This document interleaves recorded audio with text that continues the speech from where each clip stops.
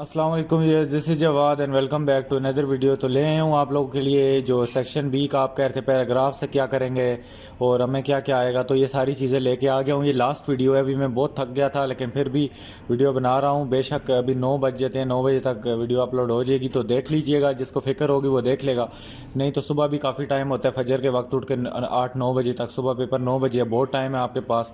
तो कोई ये ना कहे यार मेरे पास भी सुबह से 7 वीडियो अपलोड कर चुका हूँ, आपके लिए इंसान और रोबोट बन के रह गया हूँ। तो चलिए स्टार्ट करते हैं। तो यहाँ पे आपके लिए हिस्सा दोम ले आया हूँ। तो आप हिस्सा दोम में देख सकते हैं, ये आप हिस्सा दोम में देख सकते हैं कि आपको 8 सवालात के जवाबात अपने अल्फाज में देने हैं। तो यहाँ पे मैं इसको हाईलाइट भी कर लेता हूँ, एक मिनट। ये आप देख सकते हैं 8 सवालात के कोई से भी जवाबात आपने देने हैं। तो यहाँ पे जो पहला चैप्टर है, पहले चैप्टर से जो हमारे पास पैराग्राफ है वो ये बना हुआ है। तो इस पैराग्राफ को आप देख सकते हैं, ये अखलाक का दकीक निगता वगैरह, और इसमें से सबसे पहले मरकज़ी ख्याल लिखना होता है। मरकज़ी ख्याल का मतलब है कि जो भी इस पैराग्राफ का एक टू द पॉइंट इसमें बात है, जो इस पूरे पैराग्राफ में इन्होंने लंबी चौड़ी करके लिखी है, आपने वो लिख देनी है। जिस तरह यहाँ पे आप सल्लल्लाहु अलैहि वसल्लम के अखलाक का लिखा है, तो आपने उसके बारे में 4-5 2-3-4 लाइनों में लिख देने हैं। उसके बाद अगला है कि अखलाक का दकीक नुक्ता क्या है। तो यहाँ पे ये देखें, अखलाक का दकीक नुक्ता, इसका ये आंसर है। आपने ऊपर से ये देख के लिख देना है। मैं एक मिनट इसका कलर चेंज कर लेता हूँ। तो यहाँ पे अखलाक का दकीक नुक्ता है, तो इसका ये आंसर है। यहाँ पे आप इसका आंसर यहाँ तक भी लिख सकते हैं या इसको अपनी वर्डिंग में करके इसको लिख सकते हैं। उसके बाद नीचे आएँ तो आप सल्लल्लाहु अलैहि वसल्लम अपने तमाम कामों में किस असूल की पाबंदी फरमाते थे। तो यहाँ जिस काम में तरीक़ा वक्त आप सल्लल्लाहु अलैहि वसल्लम ने शिद्दत में कायम रहते थे, इसका ये आंसर है। और ये यहाँ तक इनकार मिसालों तक आप लिख सकते हैं, इसको अपनी वर्डिंग में करके छोटा करके लिख सकते हैं। उसके बाद आगे अगर हम आए तो सुन्नत की तारीफ़ बयान करें, तो यहाँ पे सुन्नत की तारीफ़ यहाँ पे देखते हैं। यहाँ पे तो आई थिंक सो हमें नहीं नज़र आएगी। तो सुन्नत का आपको सारों को पता ही है, कॉमन सेंस की बात है कि सुन्नत वही होती है जो आप सल्लल्लाहु अलैहि वसल्लम ने हमें करके दिखाई। और डेफिनेटली उसके बाद आप सल्लल्लाहु अलैहि वसल्लम के तमाम अखलाक अमलात किस कदर पुख्ता और महकम थे। तो ये आपने ये लिखना है कि यहाँ ये पीछे से स्टार्ट करके लाना है, और ये इसका आंसर है। यहाँ पे आपने ये अमल जरी था यहाँ तक। तो आप इसको जितना मर्ज़ी लिखें, आपको 3-4 नंबर मिल जाएंगे, कोई इसमें परेशानी वाली बात नहीं है। मैं इसको अरेज करता हूँ सारे को। तो बाकी आगे आते हैं। तो एक शख्स ने आप सल्लल्लाहु अलैहि वसल्लम के इबादत और अमल के मुताबिक क्या दरियाफ़त फरमाया। तो ये देखें, एक जो क्वेश्चन है उसका आंसर सेम हो सकता है। जिस तरह यहाँ पे उस ऊपर वाले का भी आंसर ये वाला था, तो यहाँ पे इसको फिर आपने यहाँ से शुरू करना है, एक शख्स से शुरू करके आपने इसको यहाँ तक आगे नीचे तक लिख देना है। तो एक क्वेश्चन के सेम आंसर हो सकते हैं, मतलब अलग अलग क्वेश्चंस के सेम आंसर हो सकते हैं। उसके बाद यहाँ पे आप सल्लल्लाहु अलैहि वसल्लम हज़रत आयशा ने क्या इरशाद फरमाया। तो ये भी वही वाला, इसका भी यहाँ से ही जवाब है, हज़रत आयशा ने दरियाफ़त किया। और उसके बाद इस्तकामत हाल और मदावत अमल से क्या मुराद है। तो यहाँ पे हम अगर ऊपर आते हैं तो ये आपने ये ऊपर वाला ये सारा लिख देना है कि साथ में मिसाल दे के। उसके बाद आप सल्लल्लाहु अलैहि वसल्लम के अखलाक किस कदर पुख्ता और मुस्तकम थे। तो ये यहाँ पे आते हैं कि इसका आंसर भी यहाँ पे होगा कि ये आप सल्लल्लाहु अलैहि वसल्लम जब कोई काम की पाबंदी फरमाते तो उसको शिद्दत के साथ कायम रहते। तो और तो ये सॉरी, ये आप यहाँ से भी इसको शुरू कर सकते हैं। आप सल्लल्लाहु अलैहि वसल्लम के अखलाक अमाल अखलाक इस कदर पुख्ता और महकम थे। तो ये हमारा हो गया। मुझे लगता है यार पैराग्राफ से क्वेश्चन आंसर ढूंढना बच्चों वाली गेम है। आपको अगर अभी भी नहीं समझ आया तो फिर तो आप 9th क्लास में नहीं होने चाहिए। तो मुझे उम्मीद है आप सब ज़हीन बच्चे हैं, आपको समझ आ गई होगी। हिस्सा शेर की बात करते हैं। तो इसमें ये शेर जो पहला है, आई थिंक सो अभी ये इस वाली बुक से नहीं आया, ये पुरानी बुक वाला है। मैंने माना कुछ नहीं गालिब, मुफ्त आता है तो बुरा क्या।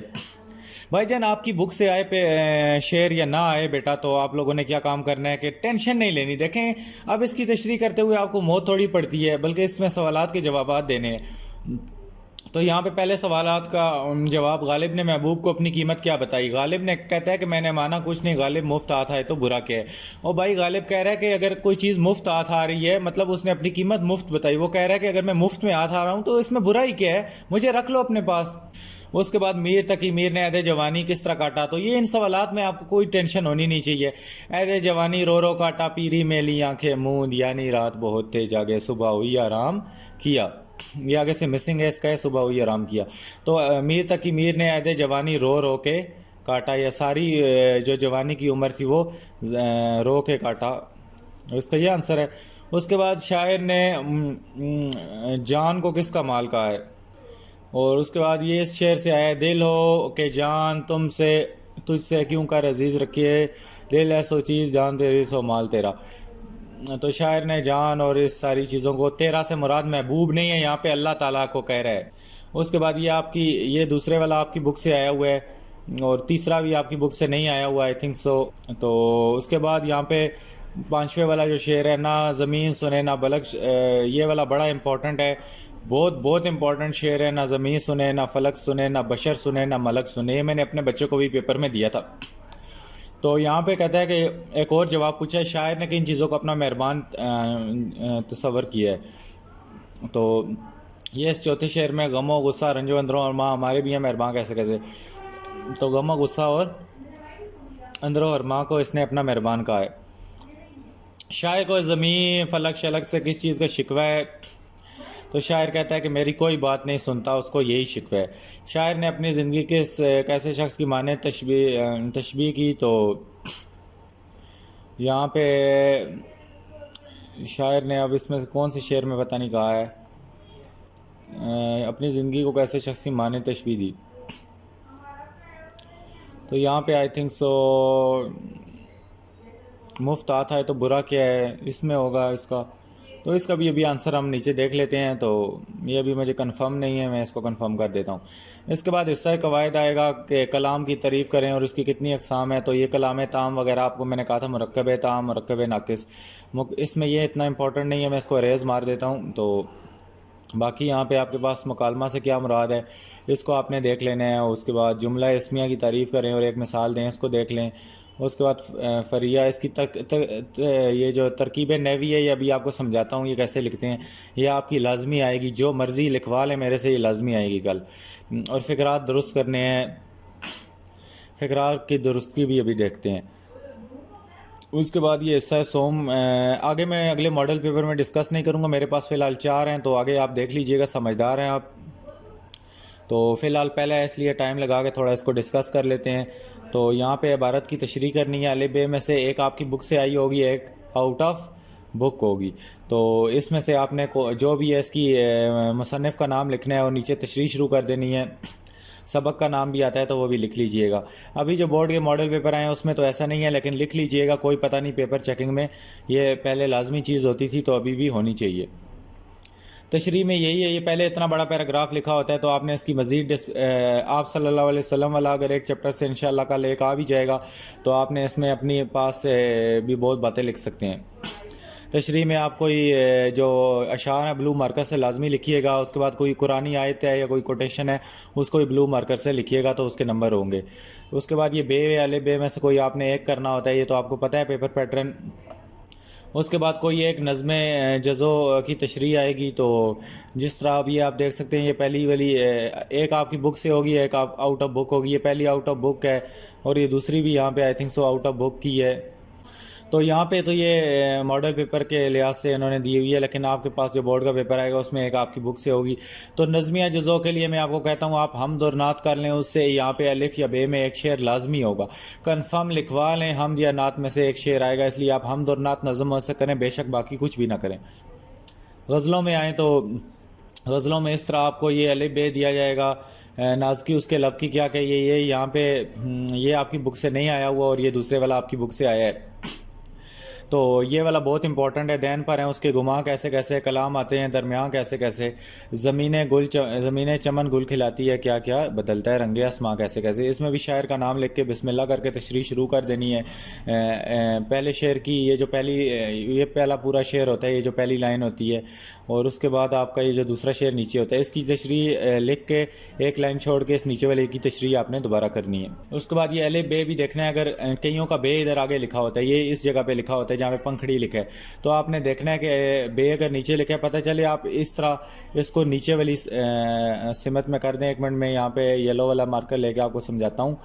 तो ये बिल्ली गलती भी नहीं करना, आपने ये अलिफ बे लिखा है तो ये नहीं कि आप अलिफ करके अलिफ में ये पूरा लें, ये भाई अलिफ बे है, तो इस तरह आप पता नहीं बोर्ड में कल किस पैटर्न से आएगा। बे कई बार इधर आगे लिखा होता है, तो ये जहाँ पे पंखड़ी लिखा है, अगर बे यहाँ पे लिखा है तो इसका मतलब है ये पूरे वाला बे का पार्ट है और ये अलिफ का पार्ट है। उम्मीद है ये समझ आई होगी, बहुत खिचड़ी मच गई है। चलें आगे चलें। तो तकसीम इनामात की जो रुदाद है, जलसा है तकसीम इनामात, ये इंपॉर्टेंट है, इसको कर लें। और दो तलबा के दरमियान इम्तहानी मौजू पर मुकालमा आएगा या रुदाद आएगी, वो सॉरी ये रुदाद आएगी या आप बीती आएगी, इसमें से सवाल नंबर 6 में से।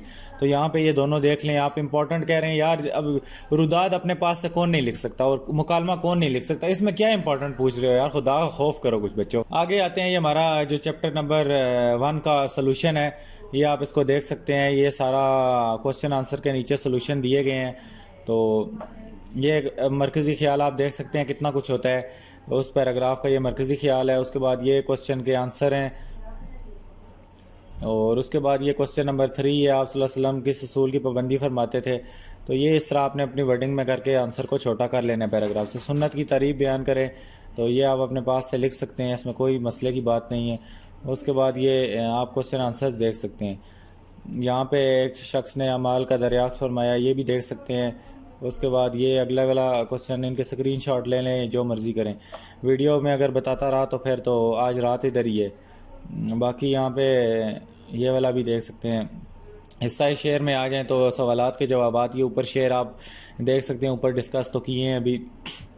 देखें ये गालिब ने महबूब को क्या कीमत बताई। मैंने आपको बताए बगैर कहा था कि गालिब कहता है मैं मुफ्त मिल सकता हूँ, तो इस तरह आपने लिख देना है। तो मेदे अमीर तक मीर ने रो रो के याद जवानी काटा, तो इसको आप इस तरह लिख सकते हैं।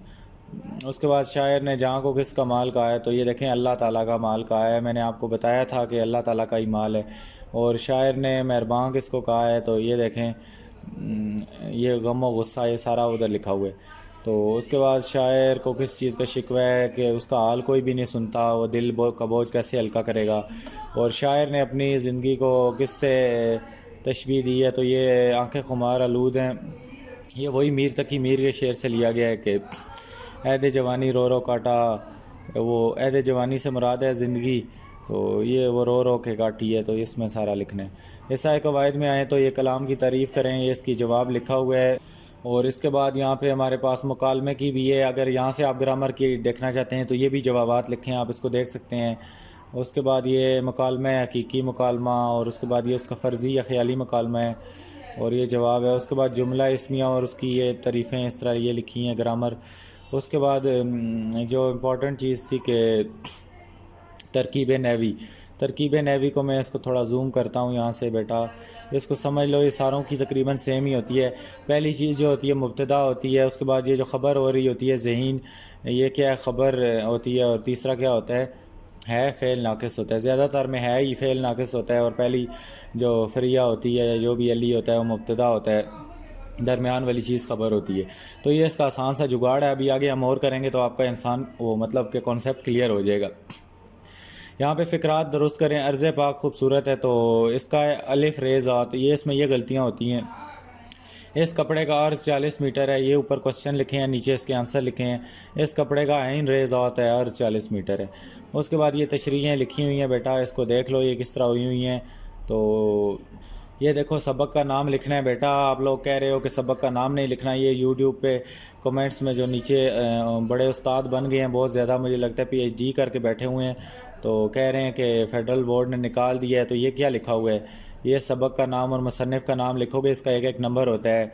कोई आप लोगों ने मजाक बना लिया कि लिखेंगे ही नहीं, तो ये लिखना है। तो फिर ये तशरीह शुरू कर देनी है इस तरह, बीच में ये प्यारे प्यारे आपने शेर डालने हैं, ये आप देख सकते हो। तो उसके बाद ये कुरान मजीद की कोई आयत है तो आपने उसको भी बीच में कोट कर देना है। ये ऊपर जिस तरह ये कोट हुई है, मैं इसको ब्लू से हाईलाइट कर देता हूँ, तो ये चीज़ें ब्लू मार्कर से लिखोगे, इसी चीज़ के पैसे हैं और इसी चीज़ के नंबर हैं। तो इस तरह ये देखो तशरीह की हुई है, तशरीह के आखिर में इसको देखो, ये यहाँ से स्क्रीनशॉट लो या वीडियो पॉज करके पढ़ लो। बाकी ये देखो दोबारा इसने यहाँ पे प्यारा सा शेर एक डाल दिया है, शेर के साथ ये छोटी सी इसकी ये जो चूंच सी होती है ये लाजमी बनानी है। ये शेर लिखने से पहले अच्छी समझी जाती है, नहीं तो अगर उर्दू अदब वाला अच्छा बंदा हुआ तो वह तप जाएगा आप पे। यहाँ पे दोबारा देख लो बे नंबर की जो तशरीह हुई हुई है किस तरह हुई हुई है, और कम से कम 1-1.5 पेज की तशरीह होनी चाहिए, पता चले आधे पेज की करके कहो कि नंबर पूरे हो गए। सबक का नाम लिखना है और मुसन्निफ़ का नाम तशरीह में लाजमी लिखना है। फिर तशरीह नीचे बिस्मिल्लाह पढ़ के शुरू कर देनी है। और ये देखो, चलो सवाल नंबर 4 पे आ जाते हैं। यहाँ पे नज़मिया जज़ू की तशरीह करनी है, तो यहाँ पे बिस्मिल्लाह करके शायर का नाम सबसे पहले लिखना है और फिर नीचे वाली लाइन में नज़म का नाम लिखना है। कंजूसी नहीं करनी, पेज आपके पास तशरीहों वाले बहुत बड़े होंगे। उसके बाद यहाँ पे तशरीह बिस्मिल्लाह पढ़ के स्टार्ट करनी है पहले शेर की, उसके बाद नीचे उसके 1-2 शेर डाल देने हैं, उसके बाद दूसरे शेर की अगले पैराग्राफ से एक लाइन छोड़ के, ये पहला शेर से मुराद ये पहली लाइन है और दूसरे शेर से मुराद ये नीचे वाली पूरी 2 लाइनें हैं।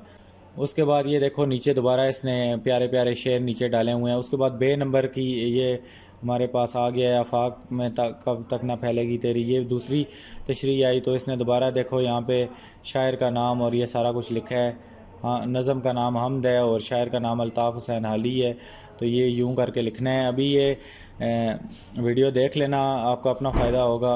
बाकी ये गज़लिया जुज़ू की तशरीह किस तरह करनी है ये भी देख लो,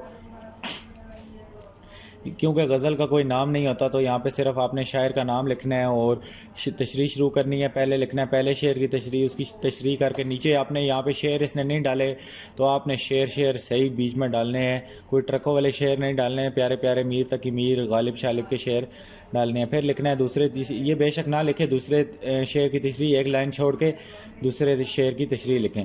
फिर यहाँ पे बे नंबर पार्ट आ जाता है। इसमें हमारे पास जो तशरीह आती है, आप में से आपने एक कोई करना है, अलिफ करना है या बे, वो आपकी अपनी मर्ज़ी है। तो यहाँ पे भी देखें शायर का नाम इसने लिखा हुआ है और फिर पहले शेर की तशरीह करनी है। बेशक ऊपर ये ना लिखें पहले शेर की तशरीह, ये करें एक लाइन छोड़ें और नीचे दूसरे शेर की तशरीह लिखें।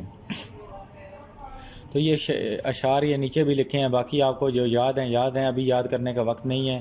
तो उसके बाद ये जलसा तकसीम नमात की रुदाद ये लिखी हुई है, ये इंपॉर्टेंट लगती है मुझे, तो देख लीजिएगा इसको। वैसे जो मर्ज़ी रुदाद आ जाए मैं तो उसको अपने पास से लिख लूँगा यार, आप लोग भी लिख सकते हो। ये इसको पढ़ लो, जलसा तकसीम नमात की रुदाद में इसको हल्का सा यहाँ तक इसको वीडियो पॉज करके पढ़ो, फिर यहाँ तक इसको ये यहाँ तक पढ़ लो। तो ये सारी इसका स्क्रीनशॉट लेके पढ़ते रहो इसको। तो इस तरह ये पैराग्राफ्स की फॉर्म में एक एक पैराग्राफ, यहाँ पे लाइन ख़त्म हुई फिर अगली लाइन से इस तरह खूबसूरत करके लिखनी है। इसके भाईजान कितने नंबर है? 6 नंबर है, तो मुफ्त में नहीं मिलेंगे, कुछ लिखोगे तो मिलेंगे।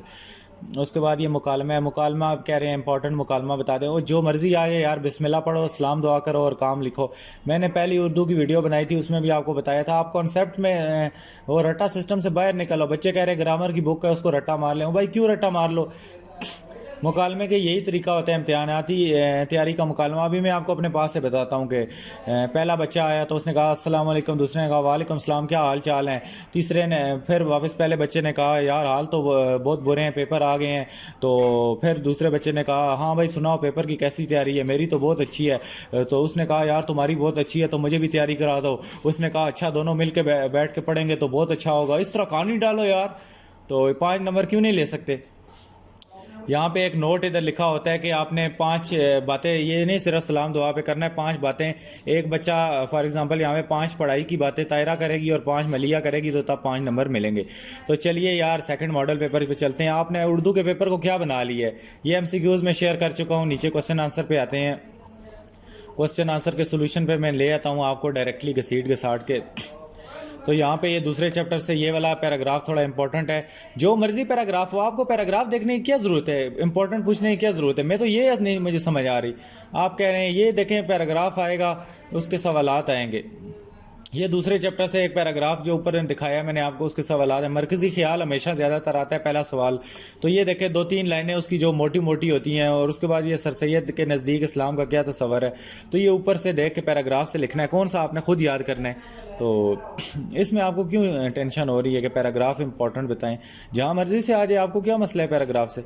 लफ्ज़ कौम से क्या मुराद है, सारे का आंसर जवाब ऊपर लिखे हुए हैं पैराग्राफ में। उसके बाद इस्लाम का क्या तस्वर है, और उसके बाद यहाँ पे आपस में हसदो बुगत की अदावत का क्या नतीजा है। कोई ये देखना चाहता है इसको पॉज करके देख ले, मुझे तो नहीं लगता इसको देखने की ज़रूरत भी है। रवानी रिश्ता कौमी से ये वही पीछे वाले आंसर दिए हुए हैं सारे, पैराग्राफ बस बना देंगे तो आपको आंसर भी ऊपर मिल जाएंगे। सिर्फ ये है कि 2-3 लाइनों में लिखना ताकि 2-3 नंबर मिल जाएँ, इतना बहुत कर लेना। हिस्सा शेर को डिस्कस करते हैं। ये डिस्कस करने वाली चीज़ें हैं। महरम भी ऐसा है जैसे कि ना महरम, अभी इसके सवालात भी साथ साथ। अब महरम और ना महरम में फ़र्क बयान करें तो यहाँ से सवाल यहाँ से निकल आता है। महरम तो इसमें यह है कि महरम जो जानता है अल्लाह ताला की बारे में, और ना महरम जो है कि जो कुछ भी नहीं जानता। तो कहता है कि महरम भी ऐसा है ना महरम, क्योंकि वो भी उसी जैसा है जो जिस बंदे को कुछ ना पता हो, क्योंकि अल्लाह ताला के बारे में जो उसका बीद है वो किसी पे नहीं खुल सकता। ये यहाँ पे देखें लिखा हुआ है, गालिब की तबीयत किस बात पर माइल नहीं होती। तो अभी ऊपर आके ढूंढते हैं यार, नीचे देखने को छोड़ो। जानता हूँ सवाब तातो ज़ायद, पर तबीयत इधर नहीं आती। तो गालिब कहता है कि मैं ये इबादत, ये सारी चीज़ों का सवाब, इनकी इंपॉर्टेंस जानता हूँ, पर दिल नहीं करता इधर। तो इसको अपनी वर्डिंग में ये देखो इसने नीचे करके लिख दी है। इसमें क्या बड़ी चीज़ होगी ये मुझे ये बता दो। उसके बाद इकबाल कहता है कि इकबाल की नज़म के दूसरे शायर में किस तरफ इशारा किया है। चलें ऊपर इशारा ढूंढते हैं। कहता है सोबत अहले सफ़ा नूरो हुजूर सरूर सरखुशो पुरसूज लाला। तो इसमें उसने अल्लाह ताला के बारे में ये देखें इश्क हकीकी के बारे में बयान सारा कुछ किया हुआ है। तो इसका जवाब भी आप यहाँ से देख लें। उसके बाद रूहानी रिश्ता कौमी, ये किधर से आ गया है जी, ये दोबारा आ गए हैं। आई थिंक सो वो पेज ख़राब हो गया था। तो उसके बाद यहाँ पे ऊपर आए तो कहता है कि बुलबुल को बागबान से ना सयाद से गिला, किस्मत में कैद लिखी थी फजले बहार में। तो ये कहता है कि बुलबुल और सयाद से शायर की क्या मुराद है। बुलबुल से मुराद है बाग की रखवाली करने वाला, सयाद से मुराद है शिकारी। तो बहादुर शाह जफ़र कहता है कि अंग्रेज़ों को उसने सयाद कहा है, और बुलबुल जो अपने उसके वतन के लोग थे। कहता है मुझे किसी से गिला नहीं है, किस्मत में कैद लिखी थी तो बस क्या करें। सब मस्त हो रहे हैं, पहचान तेरी कुदरत। अब ये आपकी बुक से नहीं है। तीतर पुकारते हैं सुबहान तेरी कुदरत, तो अल्लाह ताला के बारे में है यार। यहाँ पे अभी निकालते हैं इसका क्वेश्चन। नज़ीर ने अल्लाह ताला की किन कुदरतों का जिक्र किया। यही है कि तीतर शीतर सब उसकी हमदो सना बयान करें। उसके बाद शायर किस बात पर नादिम है। तो चलिए देखते हैं ऊपर जाके शायर किस बात पर नादिम है। तो यहाँ पे अभी पता नहीं किस बात पे नादिम है। अभी इसको नीचे ही देख लेते हैं, इसका ऊपर शेर नहीं मिल रहा। तो इसी बात पर नादिम है कि वही है जो गाफिल हो चुका है, उसकी तबीयत उधर नहीं आती। उसके बाद यहाँ पे हिस्सा कवायद पे आते हैं। ये इंपॉर्टेंट है। यहाँ पे फ़ीचर इतना इंपॉर्टेंट नहीं है, इसको फ़ीचर और कॉलम की ये ग्रामर की डेफिनेशन लिखी हुई है। उसके बाद जुमला इस्मिया के 3 अज्जा बयान करें। ये इसके 3 अज्जाज हैं, मसंद, ले, मसंद और फ़ेल नाकिस। तो इसके आंसर आप देख सकते हैं। उसके बाद तशबीह के अज्जा बयान करें। ये तशबीह वाला इंपॉर्टेंट है, इसको देख लें। इसके मुशब्बा, मुशब्बा बे, वजह तशबीह और अरबी। उसके बाद यहाँ पे मुशब्बा किसे कहते हैं, जिसे तशबीह दें, जिस तरह जैद हो गया। और उसके बाद मुशब्बा बे हातिम हो गया। और वजह तशबीह वो सिफ्त होती है जिसकी वजह से तशबीह दी। यहाँ पे हरफ तशबीह ये सारा कुछ आप पढ़ सकते हैं। हम आ जाते हैं वापस इधर तरकीब नहवी वाले पे। तो तरकीब नहवी आपको कहा था पहला क्या होता है, मुब्तदा होता है। सईद है तो मुब्तदा है।